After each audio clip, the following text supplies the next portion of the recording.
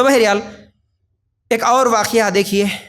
غزوہ حنین، ایک غزوہ تھا، اللہ کے رسول صلی اللہ علیہ وسلم کے ساتھ صحابہ جا رہے تھے، راستے میں ایک بیری کا درخت دیکھے جس کو اس زمانے میں ذات انوات کہا جاتا تھا، اور اس بیری کے درخت کے پاس مکے کے مشرک یعنی اسلام قبول کرنے سے پہلے کے لوگ بھی جب بھی وہاں سے گزرتے اس درخت کے پاس تھوڑی دیر بیٹھتے اور اس بیری کے درخت کو اپنی تلواریں بھی لٹکاتے تھے۔ ان کا عقیدہ یہ تھا کہ یہاں بیٹھنے سے اور یہاں پر ہتھیار لٹکانے سے برکت ہوتی ہے، ہمارے کام میں برکت ہوتی، ہم جس کام کے لیے بھی جا رہے اس میں ہمارے لیے سہولت ہوتی، ایک درخت ہے وہاں بیٹھنے سے برکت ہوتی، یہ زمانہ جاہلیت میں مشرکین کا عقیدہ تھا۔ اب غزوہ حنین میں اللہ کے رسول صلی اللہ علیہ وسلم کے ساتھ صحابہ جا رہے، ان صحابہ میں سے کچھ صحابہ کہنے لگے اللہ کے رسول یہ درخت کے پاس جو پہلے بیٹھتے تھے اور مشرک ابھی بھی بیٹھ رہے یہاں برکت ہوتی ہے، ہمارے لیے بھی ایسا کوئی انتظام کر دو جہاں پر ہم بھی بیٹھیں تو ہم کو بھی برکت ہو۔ دیکھو جب صحیح علم ابھی پورے جس صحابی کے پاس نہیں آیا تھا وہ صحابی شاید یہ سوال کر رہے، تو اللہ کے رسول صلی اللہ علیہ وسلم تعجب کرتے ہوئے کہا سبحان اللہ، یہ کیسی بات بول دی آپ، یہ کیسی بات بول دی ہے؟ حالانکہ یہ عقیدہ بنی اسرائیل کا تھا، جو تم سے پہلے لوگ موسیٰ علیہ السلام کے جو لوگ تھے، جیسے ہی وہ فرعون کو ڈوبتے ہوئے دیکھے آگے نکلے تو کیا بولے؟ ایک جگہ پر کچھ لوگ بیٹھ کے مورتی پوجا کر رہے تھے، اس کو دیکھ کے کیا بولے؟ اے موسیٰ ہمارے لیے بھی ایسا کوئی معبود بنا دو، جو وہ لوگ پوجا کر رہے، وہ لوگ جیسی عبادت کر رہے ویسا ایک معبود ہمارے لیے بھی بنا دو، ہم بھی عبادت کریں گے۔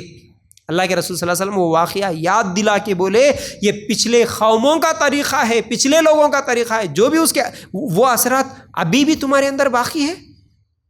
کا مطلب کیا ہے؟ اللہ کے رسول صلی اللہ علیہ وسلم یہ میسیج دینا چاہ رہے کہ کسی درخت کے پاس بیٹھنے سے لٹکانے سے کسی کو کوئی برکت کوئی فائدہ نہیں ہوتا۔ ایک مسلمان کا بھروسہ صرف اور صرف اللہ کے پاس، اللہ کے اوپر ہی بھروسہ ہوتا ہے۔ ہر جمعہ کو لوگ جا کے وہاں پر ایسا بیٹھ جاتے ہیں بڑے ادب سے، خواتین پورے درگاہ کو لائٹنگ لگا کے رہتے ہیں، خواتین پوری جا کے درگاہوں کے سامنے جھکتے ہوئے نظر آتے ہیں، وہ درگاہ کے پاس باقاعدہ وہ چادریں لٹکاتے ہوئے بچھاتے ہوئے نیمبواں ناریلاں کرتے ہوئے، اور تھوڑا ادھر رائٹ سائڈ میں چلے گئے تو یہاں پر بھی ایک درگاہ ہے، ایک تالاب کے کنارے پر بڑی درگاہ، وہاں پر تو اور کئی لوگ جاتے ہیں۔ ہمیشہ جمعہ میں میرا سفر ہوتا ہے ادھر ادھر، تو ہر جگہ دیکھتا ہوں کہ بڑے ادب کے ساتھ بیٹھ جاتے ہیں وہاں پر، کچھ لوگ تو کچھ پارے لے کے آ لیتے ہیں، کچھ کتابیں لے کے آ لیتے ہیں، بیٹھ کے ادب کے ساتھ پڑھتے ہیں۔ وہاں جانے سے ہمارے کو سکون ملتا، وہاں جا کے مانگنے سے ہمارے کو یہ برکت ہوتی، یہ بھی ہماری تکلیف دور ہو جاتی، یہ ہماری کیا ہے بری نظر سے ہم بچتے، فلاں فلاں، کئی لوگوں کے کئی عقیدے ہیں، ناریلاں ملیدے نیمبواں پتہ نہیں کیا کیا چیزاں کرتے ہیں درگاہوں کے پاس جا کے۔